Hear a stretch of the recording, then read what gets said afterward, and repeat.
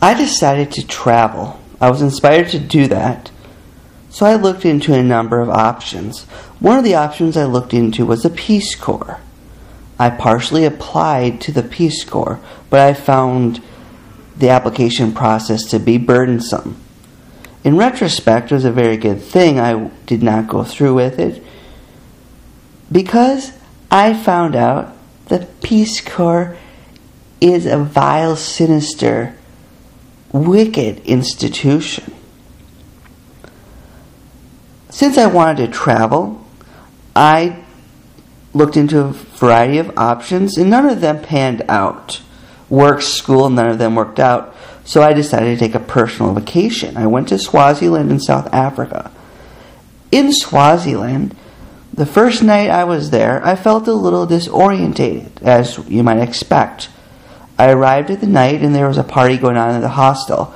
I was encouraged because I saw some Americans. I went out and introduced myself, and it was nice. The next day, they gave me some good pointers. It took about a week for me to find out these people are trouble. A big clash occurred when I was talking to one of the volunteers. She was telling me what she was doing there. I was interested. They were there for HIV prevention, since Swaziland has a high HIV rate.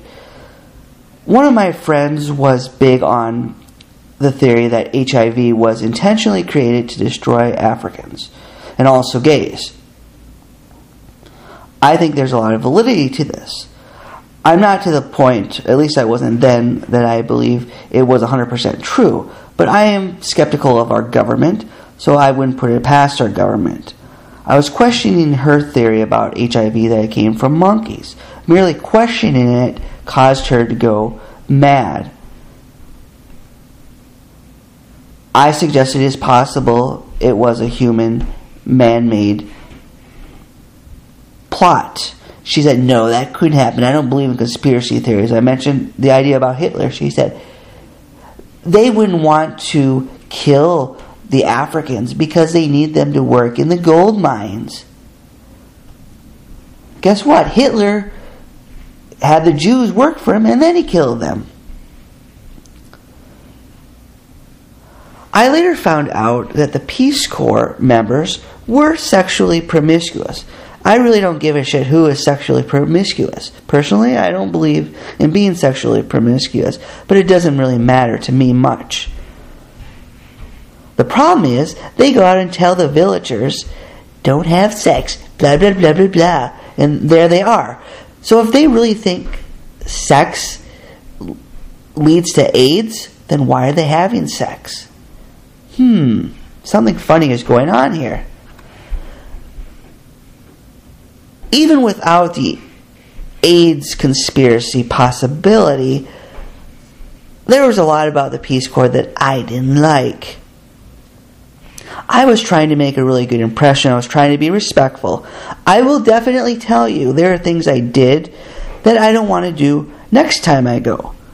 It's living and learning. But I was trying very hard to make a good impression. I was very conscious. Fortunately, people noticed, and I am thankful they noticed. The Peace Corps were rude, boisterous, obnoxious, arrogant. You were sitting in the hostel, having a nice, quiet day, enjoying the beautiful environment, and then you would hear loud clangs and clashes. They would come in with their loud American voices. They fit the ugly American to the T. The Peace Corps is neo-imperialist. The Peace Corps is neo-colonialism. Colonialism certainly faded in the traditional sense, but colonial masters don't die easily. They cling hard. They reassert themselves in new ways. The Peace Corps was a liberal invention by that liberal JFK and Sergeant Shriver. They want to do good.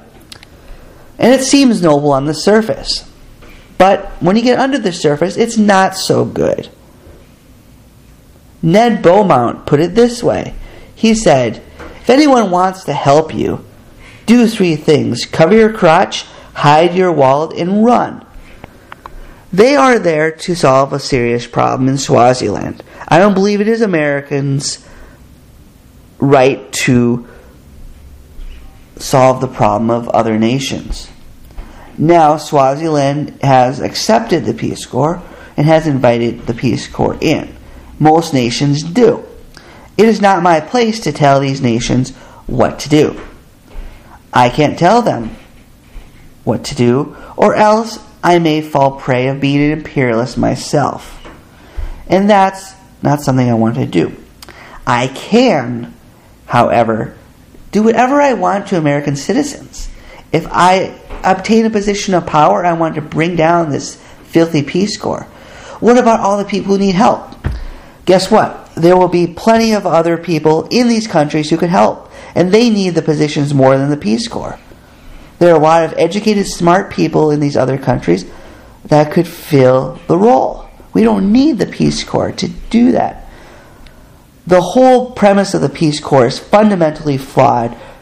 Robert Greenleaf, in his book on servant leadership, said foundations are inherently immoral because they are not servant leaders. They are in the position where one teaches and the other leads, and that disengages one from one's full potential because it creates a dominant-subordinate relationship. Even if it's supposedly helping, it's still the same dynamic that occurs and has occurred in colonial relationships. Benign colonialism is still a problem, even if the colonial master supposedly brings something good. And this is colonialism by just another name. Robert Greenleaf says we need to have a situation where you both teach and learn. The Peace Corps were very condescending to me. They had the attitude they had everything to teach me, and I had nothing to teach them. They were always trying to shove things down my throat. Now, I did go back home and look in the mirror and realize I presented some of the same qualities myself. Not in the same context. I didn't go into Africa saying I knew everything I wanted to teach these Africans something. I went into Africa to learn from them. And it's not necessarily a problem to teach, but if you go to only teach is a problem. Robert Greenleaf had it right. You need to open up the possibility to learn. They have the mentality somewhere, whether it's conscious or not, that these villagers, these Africans, have nothing to teach them. Some of my African friends even said the Peace Corps were racist because they treated the Africans so poorly. They treated them like inferiors. These Africans definitely have something to teach me. Many of them are multilingual. I can't even speak one language, but they can speak multiple languages. There's always something to learn. And if the Peace Corps is in a situation where it's just one teaching another, it's a terrible institution. It's liberal garbage. It may be doing some good, but it's doing a lot of bad in the process. Can we strain out the good and leave the bad? Why not have an exchange program where people like Swazis come to our country to teach us something? They could teach us many languages. They could teach us a hell of a lot. But the Peace Corps right now is the opposite of servant leadership because it is a colonial institution. Robert Greenleaf had it right when he said colonialism is present in many foundations. We think of foundations as the epitome of benevolence. But like so much in our world, benevolence is not what it seems. Good is not what it seems. And when you get digging down besides the liberal garbage, you see something awful. We should abolish the Peace Corps. I seek to abolish the Peace Corps. The Peace Corps is neo-colonial, liberal garbage.